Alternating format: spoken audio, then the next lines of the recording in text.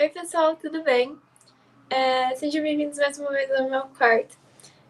Hoje eu quero começar a aula falando de um assunto que eu acho que é muito importante, que é a questão do racismo, que tomou uma grande proporção nesse momento, e eu acho que não poderia deixar de falar sobre isso com vocês.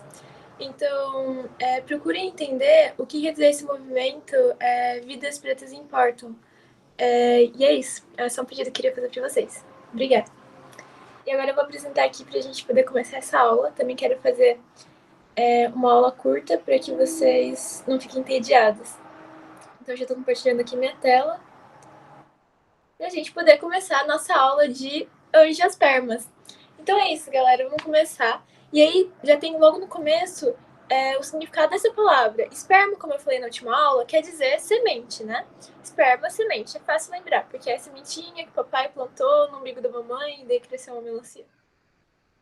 Então, esperma quer dizer semente. E anjos quer dizer bolsa. O que isso quer dizer? É uma semente que ela não é só uma semente nua, como era nas gimnospermas. Ela é uma semente protegida por uma bolsa. Quais são as características do grupo das angiospermas? Um grupo muito diversificado, tem grande relevância econômica, e as novidades evolutivas, que é o mais importante desse grupo, flor e fruto. Então, se você parar para pensar, praticamente todos os vegetais que a gente come, legumes e frutas, são angiospermas. Todos têm flor e fruto. Desde o amendoim, que tem um fruto seco, até o chuchu, o feijão, o arroz, alface, toda a nossa salada, a gente come geralmente os frutos ou as folhas. Aqui eu tenho a estrutura da flor. Vou passar rapidamente, esse slide já está disponível para vocês lá no Classroom. Mas vou falar rapidinho a respeito de cada estrutura um pouquinho. Então, a gente tem aqui toda a estrutura reprodutora da planta. A flor é um órgão de reprodução e folha, raiz e caule são órgãos vegetativos. Certo. Então, vamos lá para a primeira estrutura ali do centro. O carpelo. Ele é composto de estigma, estilete, o ovário e o óvulo. O que é isso? É a estrutura feminina da flor. O estigma é a pontinha, onde geralmente vai ter uma coisinha, um líquidozinho, onde o pólen cai e ele vai aderir a essa superfície, a esse líquido. O estilete é um tubinho por onde vai passar o tubo polínico, que é quando o pólen cai lá em cima do estigma, ele forma um tubo polínico, que parece uma raizinha que ela vai se estender até o óvulo para fecundar. Nem todas as flores têm estrutura feminina, e algumas só têm estrutura feminina, algo que varia muito de uma planta para outra. E aí, a parte masculina, a gente tem os estames, que são vários. O estame é composto de filete e antera. Filete nada mais é do que uma estrutura que vai dar um comprimento para a parte da antera, que é onde são produzidos, onde é produzido o pólen. Ok, vamos lembrar sempre que a gente acaba vendo que os óvulos são sempre produzidos em menor quantidade e os gametas masculinos que estão dentro do pólen, eles são sempre produzidos em maior quantidade, né? Porque são eles que vão se deslocar até o óvulo. Por isso tem em maior quantidade. Né? Eles vão pelo ar ou por um agente polinizador até o óvulo. Ok, depois a gente tem as pétalas, que são geralmente para chamar a atenção do polinizador, por isso variam em tamanho e cor. Cálice ou sépala, que é uma estrutura que protege o botão e as pétalas. E o pedúnculo floral e receptáculo. Receptáculo, onde todas as estruturas vão estar inseridas. Receptáculo. E o pedúnculo é o pezinho da flor, o cabinho. Aqui tem mais de perto a estrutura dos estames, que são os órgãos masculinos, né? No interior, a gente tem sacos polínicos. Ó, olha quanto pólen tem lá dentro. Cada bolinha dessas é um grão de pólen. E como eu falei para vocês há um tempo, cada grão de pólen de uma espécie específica vai ter um formato e meio que uma composição para que a planta consiga reconhecer que é pólen que vai fecundar. Porque o que acontece? A definição de uma espécie, como eu já falei para vocês, é organismos que cruzam entre si e conseguem gerar um descendente fértil. Se não for da mesma espécie, não vai gerar descendente. E aí, mostra mais de perto a estrutura dessa flor. Vocês podem dar uma observada mais tarde. É a mesma que essa aqui, só que uma flor de verdade. Aqui é um agente polinizador, a nossa abelha. Vamos ver os tipos de polinização. Tá.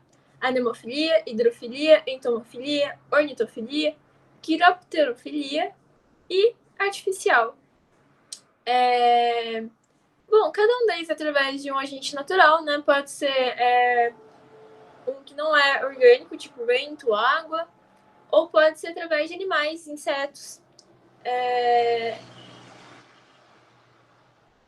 E explicar artificial para vocês. O que acontece na artificial? Vocês lembram daquela experiência de Mendel, que foi um dos primeiros a fazer experiência no mundo? Que foi com algumas ervilhas, e assim ele descobriu várias coisas e criou leis de genética? Então, ele pegava um pincelzinho, aí ele podia pegar esse pincel, pincelar na antera, onde ia ter o pólen, e ir lá e pincelar no carpelo, para que aquela flor fecundasse a que ele queria. Então a gente pode fazer um cruzamento artificial dessa forma, gerando um descendente com as características que a gente deseja. Formação de fruto, formação e funções do fruto e da semente. Bom, o fruto ele se forma a partir do crescimento do ovário. Depois que ocorre a fecundação, o ovário vai crescer e formar um fruto. Ali é um exemplo de um pêssego. E o óvulo ele vai se desenvolver depois de ser fecundado e virar semente. Ou seja, a semente contém um embrião. E ali do lado a gente tem um exemplo de um abacate também. Aqui, dois conceitos importantes. Um fruto partenocárpico, um exemplo é a banana, é uma produção natural ou induzida de um fruto que não tem semente. Ele se forma, então isso quer dizer que ele não tem fecundação, não ocorre fecundação. As bananas não têm semente, por exemplo. Muitos caquis que vendem hoje em dia nas vendas, se vocês separarem, eles não têm mais semente também, porque é induzido artificialmente para que ele não tenha semente.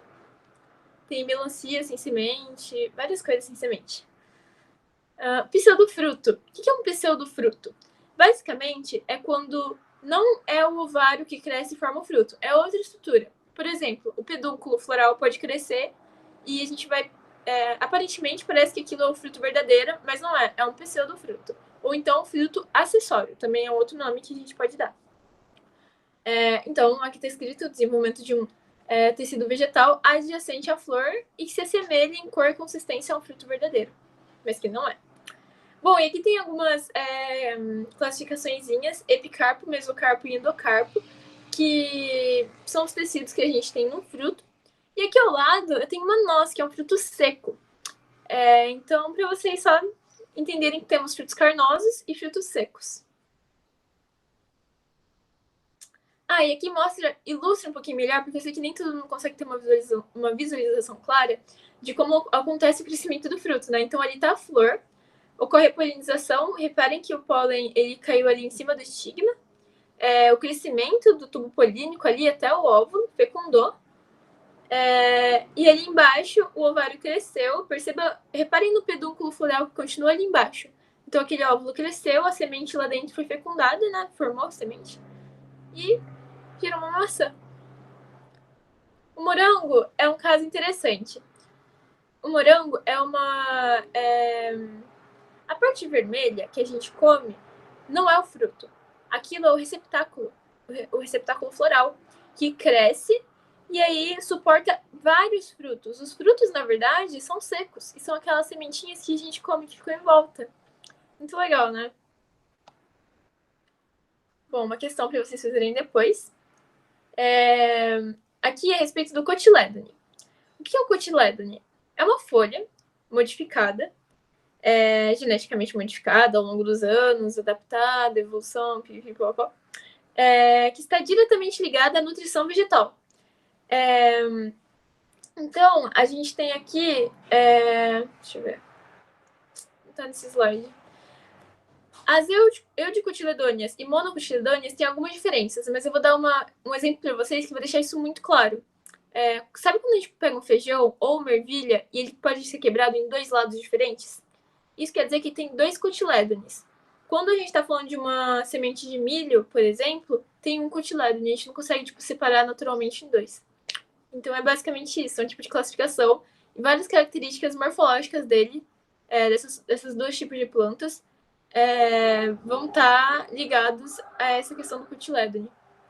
Na próxima aula eu passo mais sobre isso para vocês. Mais questões, e aqui, se vocês quiserem treinar, eu deixei isso para vocês. Eu costumo perguntar na sala de aula o que você, qual é o nome que você daria para a estrutura 1, para a estrutura 2. Então, treinem depois. Pessoal, então é isso. Esses slides já estão disponíveis para vocês. Eu gostaria de agradecer a atenção de todos. E é isso. Obrigada.